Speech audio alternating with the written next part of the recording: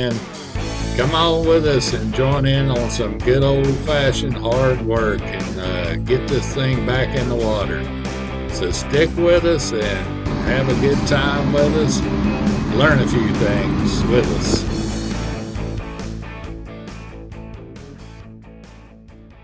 Hello, my friends. Sailor Moai here again. Man, we're working our tails off. It's 2 days. I've got reservations down at the boat yard and a reservation at a marina coming up. 2 days to get all this stuff done and get it loaded and get it down there. And of course, well, I couldn't find nothing else that will stop me. My old truck took a leisurely on me and it won't run. I mean, it runs, it cranks, but if you give it gas, it just don't want to go nowhere. It ain't got enough power to pull itself up the driveway, much less a boat. So I'm still working on that. And my son has volunteered to haul my extracurricular stuff on his trailer, you know, all like the cockpit and the front deck and the top and everything usually goes in the box truck.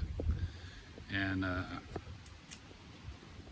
if it was just the cockpit, I could probably get it on top of the boat. And the front deck, I could probably figure out a way to stack that up and get it on there. But that top is really aggravating. It's wonderful when it's on the boat, but it's not so wonderful when you're hauling it around. So, and all my junk that I put on there when I'm sailing, you know, food and clothes and tools and parts and all of that stuff's got to go somehow. So I'll have that in the back of my pickup. My pickup will pull this thing. It's not heavy. It's easy to pull. But I just like the box. It was so nice to have a parts department and a tool shed that you could lock at the end of the day and not have to worry about it.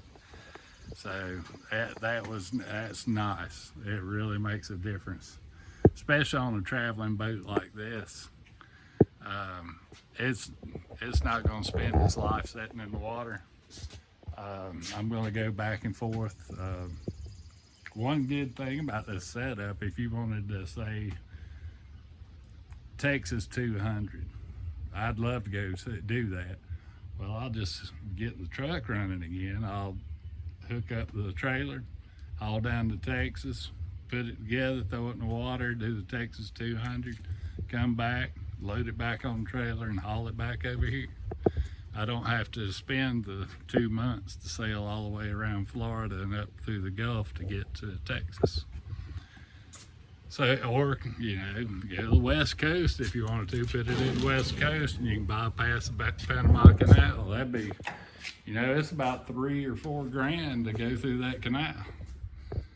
And it'd be pretty difficult, I think, on my boat. I think you have to have 4 line handlers on the boat to go through there.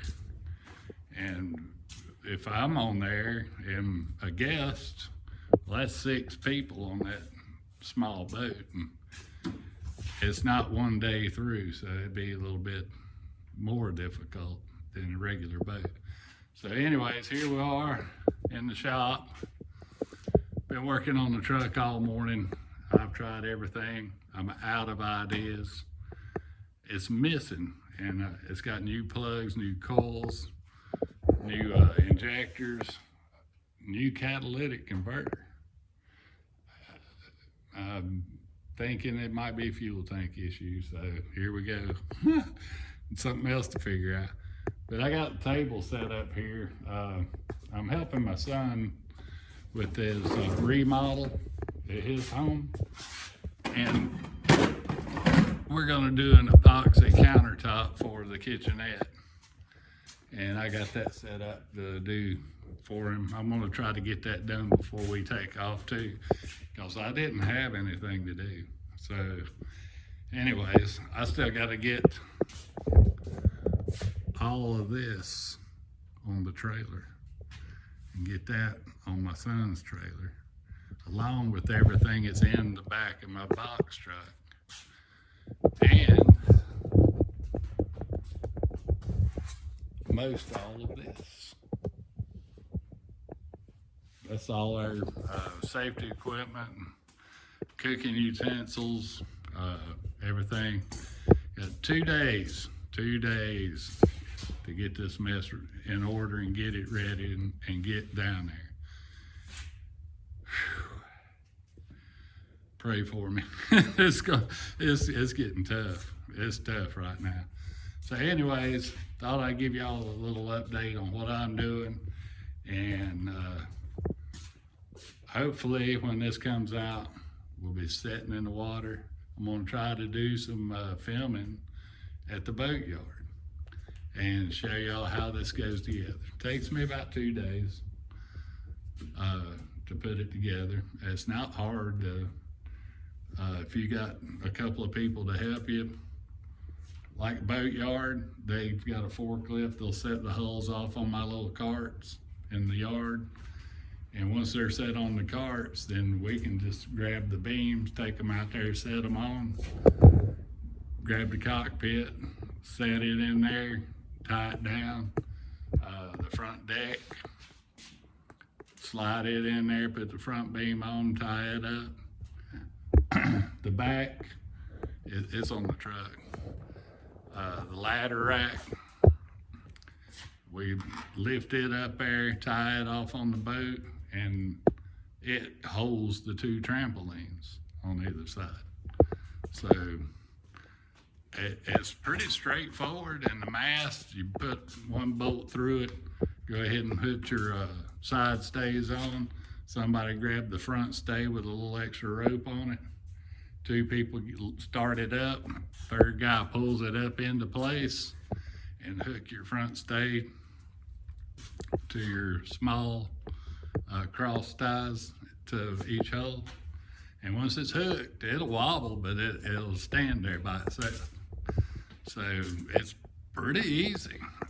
And all the connections are at the bottom of the mast, ready to go in to the back of my console. And that's where all this hooks up, right here. So the wire come in and we'll hook everything up inside there. And my radio, antenna, the lights for anchor and running lights, they're all plug and play on that. So it doesn't take long.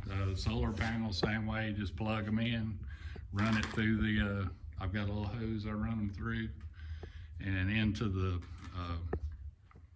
starboard hull, and that's where I got my charge controller hooked up in there. So the wire is already there. You just got to run it back to the solar panels, plug them up, and you're done there. So everything's pretty much plug and play. I don't think there's anything. I might have a few issues that I need to work out that I forgot. Something I might have forgot. That ain't like me to forget something. So anyways, that's where I'm at right now. And whew, what a week. I'll tell you what, it's been a week. And man, I'll be so glad when it's sitting in the water and I can go anytime I want and hang out and do some sailing. I'm gonna take you guys on some adventures this summer. And we actually ended up in North Carolina and not South Carolina.